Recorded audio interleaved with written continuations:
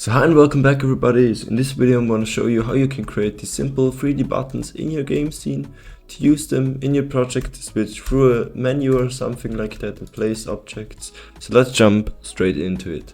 As always, we start with an empty scene and create a button first. So let's rename this to button and actually change the type to a static body because it's a static button.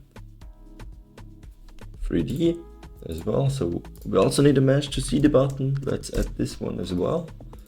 Go over here, select the box mesh and just scale it down on the y-axis so it looks more like a button. You can of course add your designs later on. And we need a collision shape. We either use the collision shape here or let's go over to the mesh and on top here click on create collision shape and use simplified convex. So now we got the collision shape here all set up. And we can save this button as well, so we can have multiple instances. And we need a script of course, so let's go over here and just call this interactables. And this is the framework basically for other interactable objects we can use in our scene. So let's give this a class name called interactable. And we can use this for all our interactable button sliders in our game scene, and I'm gonna show you how you can do this later on. So let's start first with the actual prompt message we wanna show, which refers to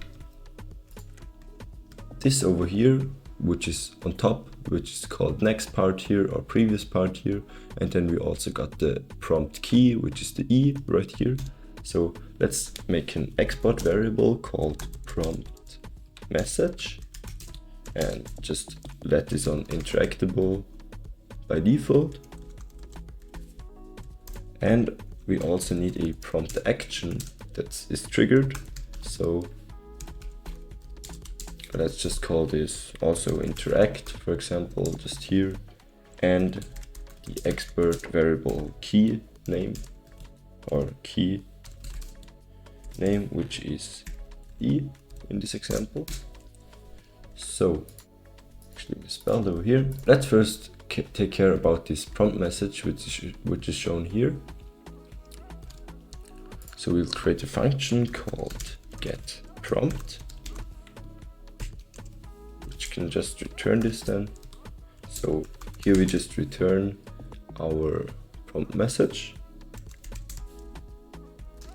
plus a \n for new line. And we want to show the key names in brackets, so let's do this as well here.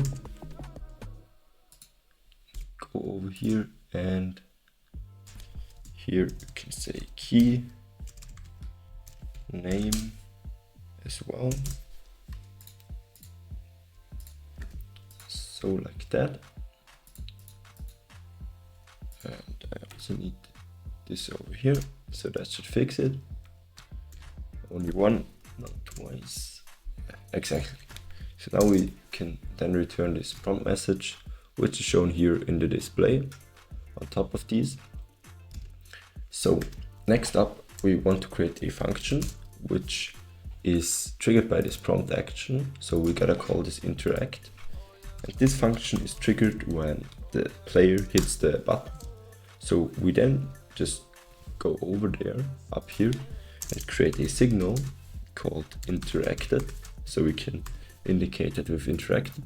And here we're just going to say emit signal, and we're emitting the interacted signal right here. Okay, so that's this basic framework as I told you, and now we can go on and create a new scene. Let's just call this main and save this as well.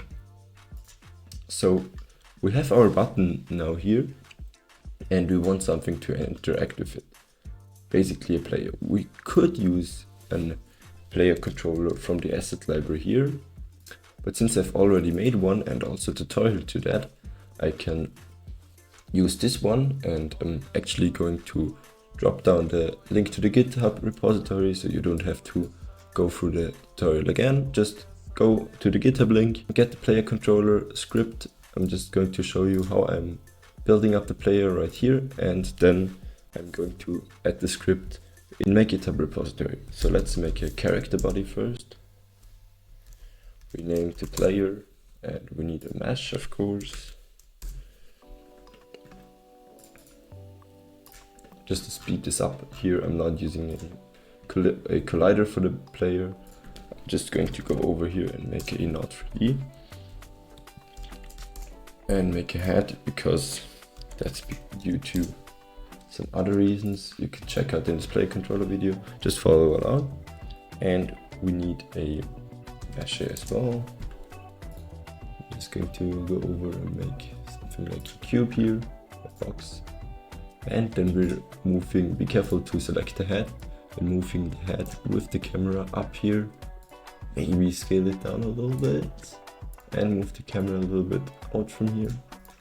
And what we're now going to need to actually interact with this object, I'm using a raycast, so go over here, search up a raycast, add a raycast, and when you move this out as well, you see this little spike here. Now let's go on and adjust this. Just rotate this to the middle and go over to the transform and set this to 20 degrees. So it's perfectly aligned in the center of this camera. And up here we can change the distance. So if you want to be able to trigger the button from maybe such a distance away, we can use this one, but let's just go with, I think 2.5 meters should be enough here. And to detect this button trigger, let's go over here to raycast, make sure you have selected this, and just make a ray interacted script or something like this. And here we're going to handle the collision. So what we're doing here is we go and select a process function, and what we're doing is we're constantly checking if there is a collision. So if there is no is colliding, we'll actually set the prompt label text, which is referred to this text as I've shown you here, to nothing. So the empty brackets where now the E is standing aren't empty and shown when we're not selecting anything. But if we're detecting something like else, we're checking if we say if get collider is interactable. So we're actually filtering for if this collision object is an interactable class name. So if that's the case, we're going over, let's say, prompt label dot text is equal to get collider dot get prompt, right? Dot get prompt.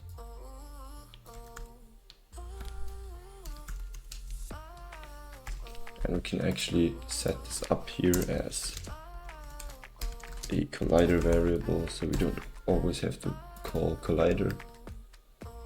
Or let's set it up here, and we can check it then and make it like this. Exactly. So now we can see these errors we're getting here. That's because we don't have a prompt label actually assigned. So let's go over here as well and add a control node to make a little UI. Go over here to the 2D tab, and you can up here just select the whole screen. And as a child, we're adding just a label and rename this to prompt, for example, and just align this in the center right here. So this is the part where we show our text. So let's hop into the script again and just make an easy on ready variable. We can just call this prompt label, and we're setting this by just dragging, dropping over here. So now everything's perfect. The only thing left to do is trigger the action from the button. So now we're just saying, checking if there is an input dot is action just pressed, and we're going over and say collider dot prompt action, which is then referred to this action here called interact. And then we're just going to say collider dot interact. And if we want to pass the owner, for example, we can just go over here and say body here, which is not necessary for this tutorial, but you could do something else with it just to check if the owner is the player or something else. And this is just going to call our emit function, and the signal that we've pressed the button is emitted. So to actually validate this prompt action, we gotta go over here to the project settings, and to the input map, and just create a input which is called interact exactly. This name should be exactly like this name the class, like this prompt action, so otherwise it doesn't work. So just be sure you have this selected. Create this and click it and select your key you want to adjust to it. I'm just going to use this E key now, and perfect, we've all set.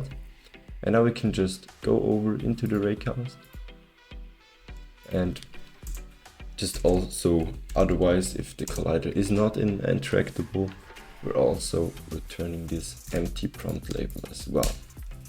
So now we have this set as well. Let's just add the player controller again here.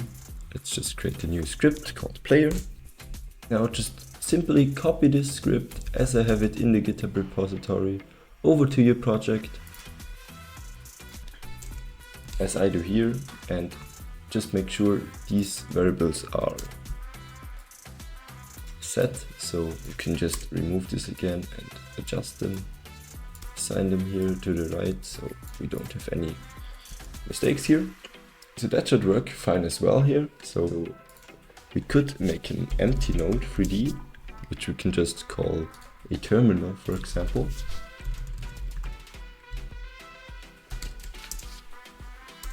Add this button to the scene, drag it out, put it over here, and now all that's left to do is connect the signal. So let's also create a terminal script here, and we can go over and say, select the button, go to the node over here, and actually not assign the script to the mesh. So remove this here and assign the script to the button static type as well. So we can go over here again and select this interacted signal right here, connect it to the terminal, and now we can just say, just to check if the function works, we can just print button pressed. And now we should be good to go. Start up the game. And again, change this because we've assigned this to the mesh instance on mistake. So that should work now. And of course, as always, forgot to add a world environment node and a direction light to actually see the stuff we're doing here. Just adjust this right here. Should be good, and now we should be good to go. Actually make this a full screen. Now we have this button here. So now we can go over here and we'll see this message interactable, and we can click E, and down here you can see in the console we've interacted and how you can connect this to make a menu or something else. To make this appear a bit better, you can go over to the prompt label, inspector, and go to, I think it was layout. Was it layout? No, it wasn't layout. Go here to horizontal alignment, click center. So now the text should be shown in the center. Over here, go to our buttons, and now we have this nice UI which shows us to click the interact button, and we can create these buttons. So there you go. Here you have this button in your scene. You can use this for everything you need and easily tweak this for other interactable buttons like slider or something like that. I'll show you more details in the next video in my upcoming builder tutorial. Hit like and subscribe, and see you in the next video.